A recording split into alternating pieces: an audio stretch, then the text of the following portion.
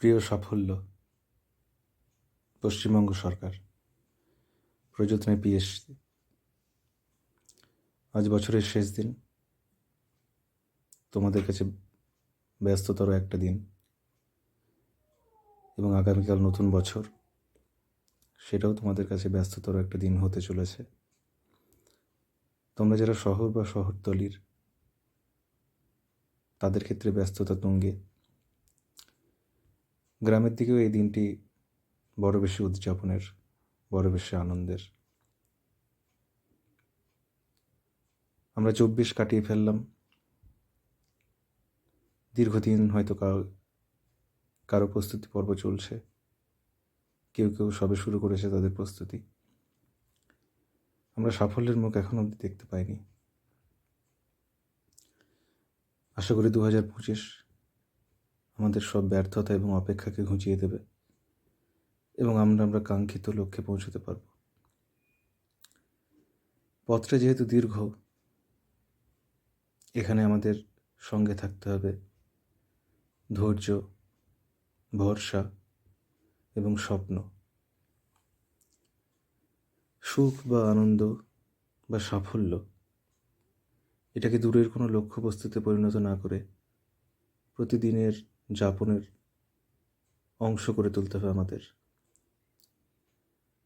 প্রতিদিনেরই ছোট বড় যত ঘটনা রয়েছে, সেগুলোর মাঝ থেকে নিজেদের ভালো লাগার, ভালো থাকার মুহূর্ত খুঁজে নিতে হবে। উৎসব পার্বণ, যে কোনো উদযাপন থেকে যদি আমরা নিজেদের বিচ্ছিন্ন করে রাখি, তাহলে আখেরে সেটা আমাদের জন্য ক্ষতিই ডেকে আনবে। আমরা মূলত রাজ্য সরকারের পরীক্ষার জন্য খাটছি, চাকরির উদ্দেশ্যে। এখানে কোনো জেদ, রাগ, অভিমান, ক্ষোভ, এগুলোর কোনো স্থান নেই এখানে। কেউ তোমরা 25-এ হয়তো সাফল্য পাবে, কেউ আবার সাফল্য পাবে 35-এ। আমাদের সকলের ক্ষেত্রে একই কথা প্রযোজ্য। আমাদের রাগ, ক্ষোভ, অভিমান, কষ্ট, এগুলোর সাথে পিএসসির কোনো রকম সম্পর্ক নেই, বা চাকরির পরীক্ষায় কোনো রকম সম্পর্ক নেই। এগুলো আমাদের ধীরে ধীরে সব সইতে পারা শিখে নিতে হবে এবং এগুলোর সাথে নিয়ে আমাদের এগিয়ে যেতে হবে। আমরা সফল হওয়ার রাস্তাতে বড় বেশি কাঁটা দেখতে পাবো। যে ফুলের সুঘ্রাণের জন্য আমরা ছুটছি, সে রাস্তা কারো ক্ষেত্রে হয়তো বহুদূর, কারো ক্ষেত্রে নিকটে, কিন্তু এই কণ্টকাকীর্ণ যে পথ, সেটা কিন্তু আমাদের পার হতেই হবে। গৌতম বুদ্ধের একটা খুব সুন্দর কথা রয়েছে। তিনি একবার তার কোনো এক শিষ্যকে বলেছিলেন জল আনতে, এবং সেই শিষ্য যখন গেল নদীর ঘাটে জল আনতে, তখন দেখল যে জল ঘোলা, এবং সে অস্থির হয়ে ফিরে এলো গৌতম বুদ্ধের কাছে। তো গৌতম বুদ্ধ তিনি বললেন যে তুমি আবার যাও। সে আবার গেল, আবার দেখলো ঘোলা। তো গল্পটা এরকমভাবে এগোচ্ছে। গল্পতে দেখা যাচ্ছে যে সে অস্থির হয়ে যাচ্ছে, অধৈর্য হয়ে যাচ্ছে পরিষ্কার জলের জন্য, কিন্তু সে পাচ্ছে না। শেষে গৌতম বুদ্ধ তাকে বললেন যে তুমি ধৈর্য ধরো, সময় নাও, ধীরে ধীরে ওই ঘোলা জল সেটা পরিষ্কার হবে, থিতিয়ে পড়বে সমস্ত নোংরা, তখন সেই জল পানের যোগ্য হবে এবং তখন তুমি নিয়ে আসবে।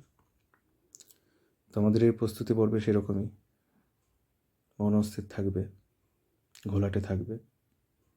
সেই মুহূর্তগুলোই আমাদের অস্থির হলে চলবে না, সেই অস্থিরতাকে সাথে নিয়ে আমাদের এগোতে হবে এবং সময় দিতে হবে নিজেকে সে অস্থির মন স্থির হওয়ার জন্য। জোর করে কোনো কিছু হবে না, এই বিষয়টা আমাদের খেয়াল রাখতে হবে। আর এই যে উদযাপন আজ বর্ষপূর্তির বা কাল নতুন বছরের, এই সমস্ত উদযাপন থেকে নিজেকে বিচ্ছিন্ন করলে হবে না। আমাদের সমস্যা থাকবে, কষ্ট থাকবে, ব্যর্থতা থাকবে, এই ছোটো ছোটো আনন্দগুলোকে উপভোগ করাও শিখতে হবে আমাদের। আর আমরা বাঙালি হিসেবে তো স্মৃতিমেদুর জাতি, সুতরাং আমরা